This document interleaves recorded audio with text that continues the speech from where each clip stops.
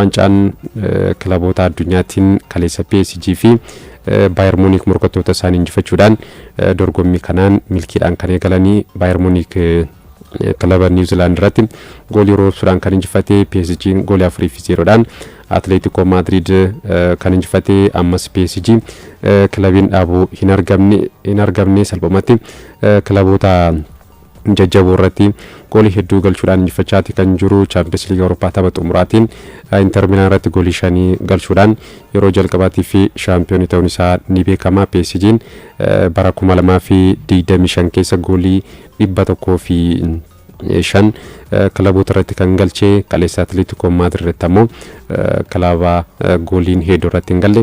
Atletico Madrid irratti goolii 4 kan inni galchee Fabian Ruiz, Vitinha, Mayulu fi akkasumas ammoo Lee Kang-in goolii injifannoo kan PSG galchaniiru. Tapha kanaan Kvicha Kvaratskhelia kubbaa goolii galan lama taphattoota PSG daaf mijeessee kan kenne Mayuluun jijjiiramee seenuudhaan goolii galcheera. Taphataan kun tapha Champions Leagueetiinis jijjiiramee seenuudhaan goolii galchuun isaa ni beekama. PSG kaleessa deeqaa jalqabaa 15 keessatti harka 82.6 olaantummaa taphaa Atletico Madrid irratti kan fudhate gama Atletico Madrid Julian Alvarez goolii galcheeti kan ture ta'us garuu gooliin osoo hin galiin dura taphataan sarara gidduu kan Atletico Madrid Kookeen Desiree irratti balleessaa raawwate gooliin kun osoo mirkanaa'in kan haftee deeqaa 78 Clement Lenglet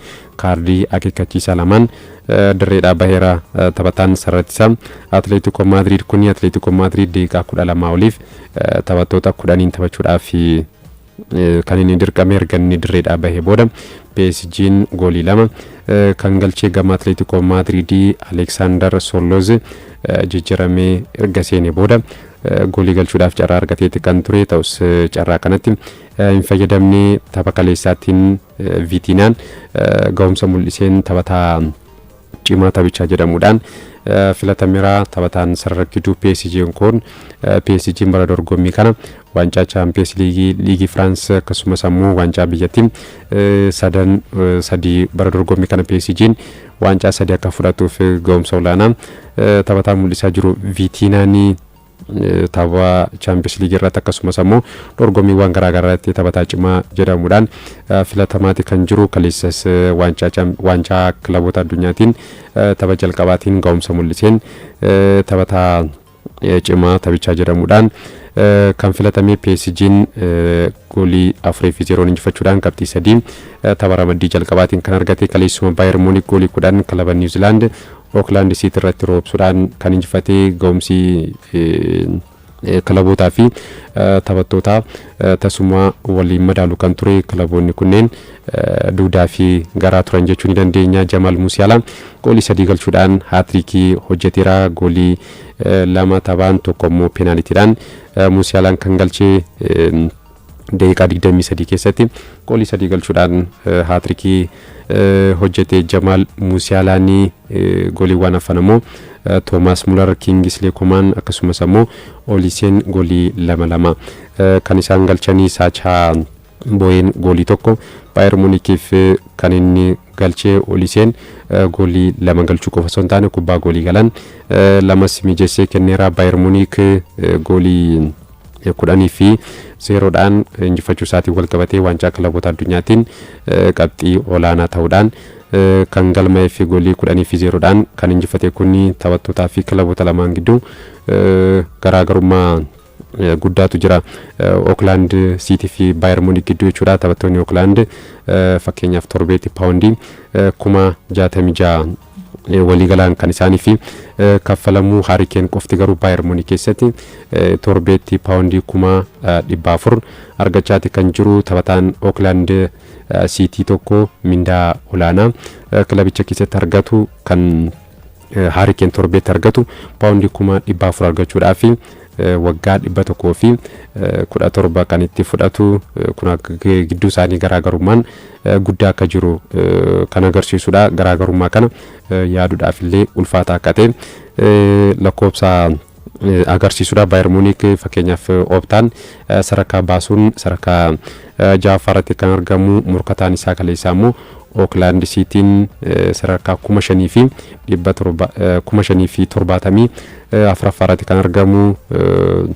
Fakkeenyaaf taphattoonni kan Auckland City hedduun isaanii hojiin isaanii kubbaa miilaa taphachuu miti, hojii garaagaraatti kan isaan bobba'anii hojjechaa jiranu. Taphataan dursaan taphattoota kan Auckland City fakkeenyaaf hojiin isaa idilee supermarketii keessatti meeshaalee gurguruu irratti kan inni xiyyeeffatee hojjechaa jiru. Kubbaa miilaa hojii isaa idilee osoo hin taane akka hojii dabalataatti kan inni taphatu. Kanneen hafan ammoo fakkeenyaaf barsiisaa mana barumsaa sadarkaa tokkoffaa, daldalaa, inshuraansii, hojjetaa mana rifeensaa, bakka bu'aa gurgurtaa, akkasumas ammoo kan hojiiwwan daldalaa konkolaataa irratti hirmaatanis ni jiru.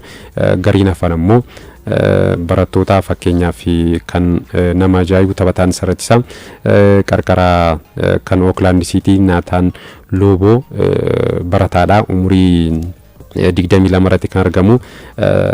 Nathan Loboon yeroo dorgommii kanatti gara yuunivarsiitii seenuudhaaf qormaata fudhachuudhaaf hoteela amma taphattoonni kilabichaa kireeffatan keessatti qormaata kana gara yuunivarsiitii seenuudhaaf kan inni qoramu ni ta'a yeroo dorgommii kanatti gidduu jechuudha. Barataan kun kaleessa jijjiirame seenuudhaan kan inni taphate. Kanaaf Bayern Munich goolii 10 galchee injifachuun isaa waan nama ajaa'ibu miti jechuu ni dandeenya. Kun kan taphattoota Bayern Munich hedduun isaanii guutumaan guututti jechuudha hojiin isaanii idilee kubbaa miilaa taphachuu akka ta'e ni beekama. Mindaa olaanaas taphattootaaf akka kaffalamu ni beekama. Akkuma sila kaase Harry Kane torbeetti paawundi 400,000 Bayern Munich keessatti kan inni argatu. Kan Auckland City garuu mindaa kana argachuudhaaf torbeetti mindaa kan argachuudhaaf waggaa 117 kan itti fudhatu.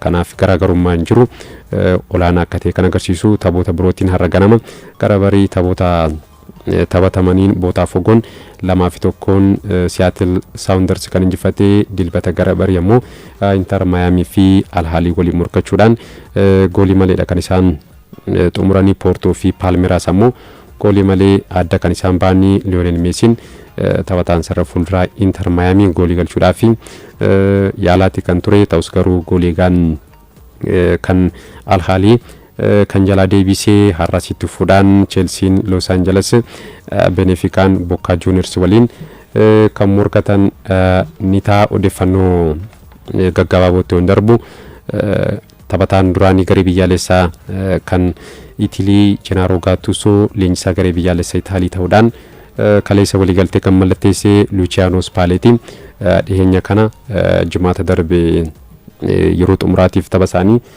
kan garee biyyaalessaa Itaalii erga dursanii booda hojii leenjisummaa isaanii ifatti akka gadhiisan ifoomsaniitti kan turanii. Gattusoon bakka isaanii buudhaan leenjisaa garichaa ta'uusaa Federeeshiniin kubbaa miilaa Itaalii ifoomseera. Gattusoon Itaalii waliin waancaa addunyaa shaampiyoonii ta'uun isaanii beekama. Bara 2006 Itaaliin yeroo xumuraatii fi waancaa addunyaa kana shaampiyoonii kan taate yeroos Cannavaro taphataan sarartisaa kilabichaa ga'umsa mul'iseen badhaasa Ballon d'Or injifachuun isaanii beekama. Taphataan sarara gidduu kilabichaa Gattusoon miseensa garichaatti kan ture. Amma waancaa addunyaa bara 2026tiin garicha waancaa addunyaatiif dabarsu akkasumas ammoo dorgommichaan morkataa jabaa gochuun hojii isaa akka ta'e waliigaltee kan irratti kan caqafame. Itaaliin bara 2020 waancaa Awurooppaa shaampiyoonii ta'uun ni beekama. Ta'us dorgommii lama darbeen waancaa Awurooppaatiin hirmaannaa sun argatiin kan hafte akkasumas ammoo waancaa addunyaa